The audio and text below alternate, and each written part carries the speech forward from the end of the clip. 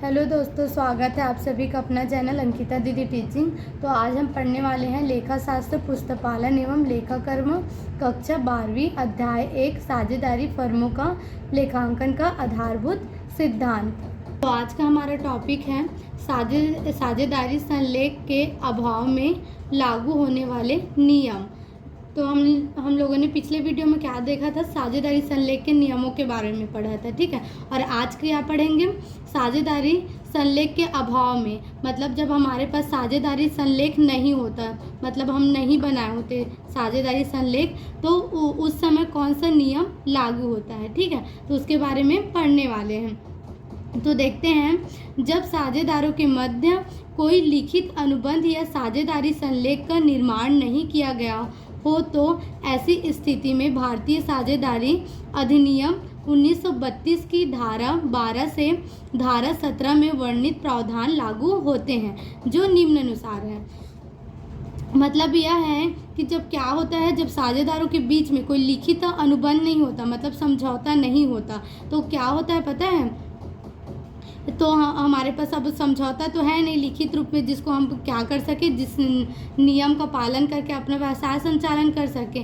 तो क्या होता है, जब संलेख नहीं है तो हम कौन सा नियम का पालन करते हैं, भारतीय साझेदारी अधिनियम 1932 की धारा 12 से धारा 17 में वर्णित प्रावधान लागू होते हैं। मतलब जो अधिनियम 1932 है उनका नियम लागू होता है यदि हम साझेदारी संलेख नहीं बनाते हैं तब, ठीक है। तो उसमें जो नियम है वो निम्नानुसार है, ठीक है। तो पहले देखते हैं, व्यवसाय के संचालन में भाग लेने का अधिकार, मतलब सभी साझेदार व्यवसाय के संचालन में भाग ले सकते हैं। मतलब यदि हमारे पास क्या नहीं है, साझेदारी संलेख नहीं है, तब भी क्या कर सकते हैं, जितने भी साझेदार हैं वे सभी साझेदार क्या कर सकते हैं, व्यवसाय के संचालन में भाग ले सकते हैं, ठीक है।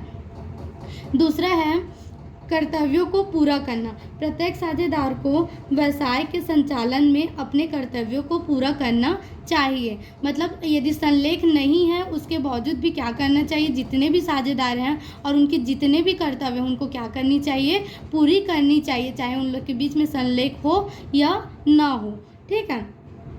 तीसरा है मत प्रकट करने का अधिकार।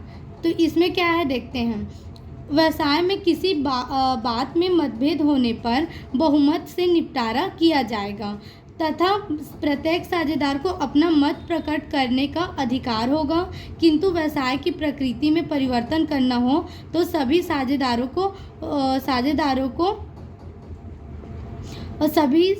की अनुमति से ही किया जाएगा। मत प्रकट करने का मतलब यह होता है कि जो विचार है, जितने भी साझेदार हैं उनके मन में जितने भी विचार हैं उनको क्या है, उसको प्रकट करने का अधिकार है, ठीक है। तो देखो, व्यवसाय में किसी बात में मतभेद होने पर, मतलब कुछ भी गलतफहमी होने पर या विवाद होने पर, ठीक है, तो उसका निपटारा कैसे कर सकते हैं, बहुमत से निपटारा किया जाएगा। बहुमत मतलब जैसे कि दो लोग के बीच में क्या हो रहा है, विवाद हो रहा है, मतभेद हो गया है, तो उसमें जो बाकी साझेदार हैं वो क्या कर सकते हैं, अपने बहुमत दे सकते हैं, अपना वोट वाला होता है ना, वोट देकर क्या कर सकते हैं, तो उस जो भी मतभेद है उसको दूर कर सकते हैं, ठीक है। तथा प्रत्येक साझेदार को अपना मत प्रकट करने का अधिकार होगा। मतलब जितने भी साझेदार हैं उनके मन में जो भी विचार हैं उनको क्या करने का अधिकार है, उनको प्रकट करने का, बताने का अधिकार है, ठीक है। किंतु व्यवसाय की प्रकृति में परिवर्तन करना हो तो सभी साझेदारों को की अनुमति से ही होगा। मतलब यदि मान लीजिए मतभेद नहीं है यहाँ पर, ठीक है, यदि कि कोई भी हमारे व्यवसाय की प्रकृति में क्या करना है, हमको बदलाव करना है, जैसे कि कोई नई वस्तु का व्यापार करना और भी शामिल करने वाले हैं। मतलब इस चीज़ का कोई चीज़ है उसका व्यापार पहले से ही करते थे, अब कोई नया चीज़ हमारे दिमाग में आए उसका क्या करेंगे, उसका भी व्यापार करेंगे बोल रहे हैं, ठीक है। तो उसमें यदि सभी साझेदार हाँ बोलेंगे तभी उसमें परिवर्तन हो पाएगा, अन्यथा किसी भी प्रकार का परिवर्तन नहीं किया जा सकता, ठीक है। अब चौथा देखते हैं, हिसाब किताब की बहियों का निरीक्षण। मतलब निरीक्षण मतलब क्या होता है, जांच पड़ताल करना, ठीक है। तो हिसाब की पुस्तकों का निरीक्षण करने तथा उसकी प्रतिलिपि लेने का अधिकार सभी साझेदारों को होगा। मतलब मान ले जाओ हिसाब किताब की पुस्तक कोई एक साझेदार के द्वारा बनाया जाता है, ठीक है, तो उस जो हमारे हिसाब किताब की जो पुस्तक है, बही है, ठीक है, उसका जांच पड़ताल करने का क्या है, सभी साझेदार को अधिकार होगा। मतलब उसके बारे में जानने की क्या है, सभी साझेदारों को अधिकार है। और उसकी प्रतिलिपि लेने का अधिकार, मतलब उसका फोटोकॉपी लेने का भी क्या होता है, हर एक साझेदार को अधिकार होता है, यदि हमारे पास साझेदारी संलेख नहीं है तब, ठीक है। अब पांचवा देखते हैं, बिना पारिश्रमिक के कार्य।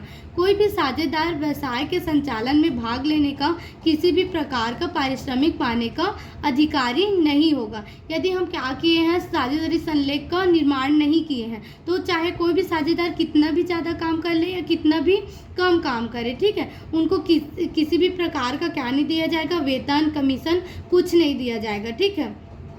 सभी को जो लाभ में बराबर अनुपात में जो लाभ मिलेगा वही मिलेगा, और वेतन, कमीशन कुछ नहीं मिलेगा, ठीक है। तो इसीलिए हमको क्या करना चाहिए, साझेदारी संलेख का निर्माण कर लेना चाहिए, ठीक है। अब देखते हैं लाभ हानि विभाजन। सभी साझेदार के मध्य लाभ हानि का विभाजन समान अनुपात में होगा।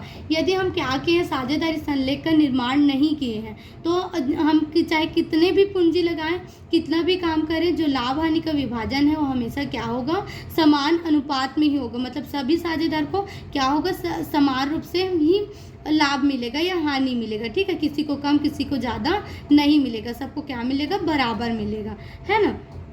अब देखते हैं पूंजी पर ब्याज।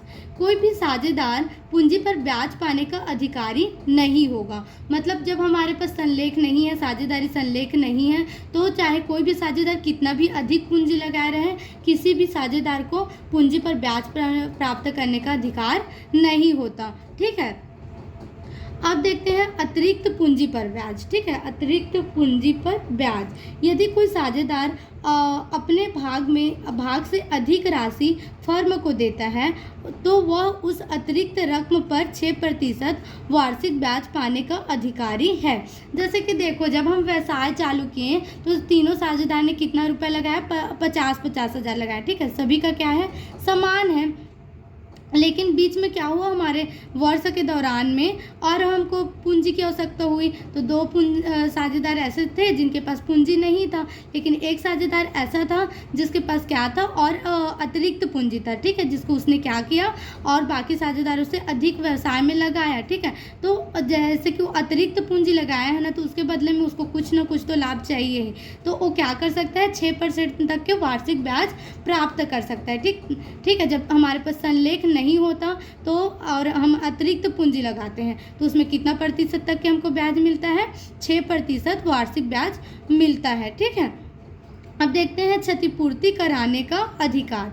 यदि कोई साझेदार फर्म के व्यवसाय के संचालन में तथा फर्म को आकस्मिक संकट से बचाने पर कोई भुगतान करता है, तो वह साझेदारों को क्षतिपूर्ति कराने का अधिकार होता है। जैसे कि हमारे व्यवसाय में क्या हुआ, अचानक से कुछ संकट आ गया, ठीक है, कुछ नुकसान हो गया, तो क्या होता है, जो साझेदार उस नुकसान का क्या करता है, उस समय में भरपाई करता है, ठीक है। क्षतिपूर्ति करना मतलब जो नुकसान है उसके लिए हम क्या किए, अपने पैसे दिए, ठीक है, उसकी पूर्ति किए, नुकसान की भरपाई किए, तो क्या हो गया, क्षतिपूर्ति करना हो गया, ठीक है। अब आपको जो भी क्षति था वो क्या हो गया, ठीक हो गया। अब समय के साथ तो व्यवसाय का परिस्थिति भी बदल जाता है, ठीक है, तो आपको क्या होगा, व्यवसाय में जब लाभ होगा तो जो साझेदार आपकी क्षतिपूर्ति किया था फर्म में, ठीक है, जब आकस्मिक संकट आया था, तो क्या कर सकता है, जब व्यवसाय की स्थिति ठीक होगा तो वह उस पैसे को क्या कर सकता है, प्राप्त कर सकता है, ठीक है। तो संलेख के अभाव में क्या होता है, क्षतिपूर्ति प्राप्त करने का अधिकार होता है ना। अब देखते हैं लापरवाही के लिए क्षतिपूर्ति कराने का दायित्व, ठीक है। दायित्व मतलब भी क्या होता है, जिम्मेदारी होता है, ठीक है। यदि कोई साझेदार जानबूझकर लापरवाही करता है और उसके कारण फर्म को हानि होती है, तो वह साझेदार ऐसी हानि की पूर्ति करने को बाध्य होगा। मतलब कोई साझेदार ऐसा है जो जानबूझकर गलती कर रहा है, ठीक है, और उसके द्वारा क्या हो रहा है, हमारे व्यवसाय को हानि हो रहा है, तो क्या कर सकते हैं, जो बाकी जो साझेदार हैं वो क्या कर सकते हैं, उसको जो हानि है उसकी भरपाई करने के लिए, मतलब क्षतिपूर्ति करने के लिए उसको क्या कर सकता है, बाध्य कर सकते हैं। मतलब उसको उनको बोल सकते हैं कि आपने आपने इस प्रकार की हानि की है तो आप इसका क्या करो, भरपाई करो। ठीक है। अब देखते हैं फर्म की संपत्तियों का उपयोग। फर्म की संपत्ति का उपयोग केवल व्यवसाय के लिए ही किया जा सकता है। जब यदि हमारे पास क्या है, साझेदारी संलेख नहीं है, ठीक है, क्या है, साझेदारी संलेख का अभाव है, तो यदि हमारे जो फर्म की संपत्ति है ना, उसका उपयोग हम केवल किसके लिए कर सकते हैं, अपने व्यवसाय के लिए ही कर सकते हैं। ठीक है। अपने जो फर्म का संपत्ति है उसका हम निजी उपयोग किसी भी तरह से नहीं कर सकते, मतलब जो फर्म की संपत्ति है उसका आहरण नहीं कर सकते हैं। ठीक है।